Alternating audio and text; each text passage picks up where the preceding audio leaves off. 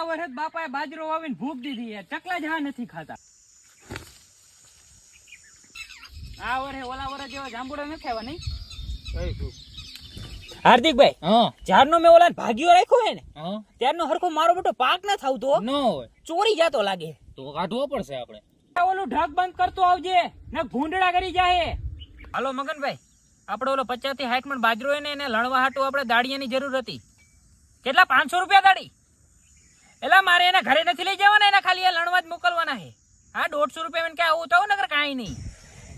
એક તો પાછા આવા ખરા તડકાની મહેનત કરો ને પાછા યાર્ડમાં જાય ભાવે નો આવે.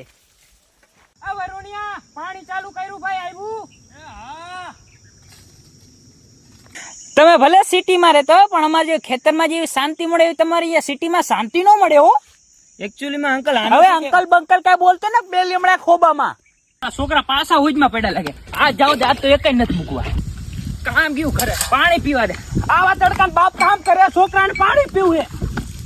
વાડીમાં અંદાજે 50 થી 60 મણ બાજરો થાય, એમાંથી 30 થી 40 હજાર રૂપિયા આવશે. એમાંથી 10,000 હપ્તાવાળાના, 20,000 ઘરે દે દેશ અને વૈધાઈ 10,000 હું રાખી. આખરે બાજરો વાવ્યો છે, થાય તો સારું.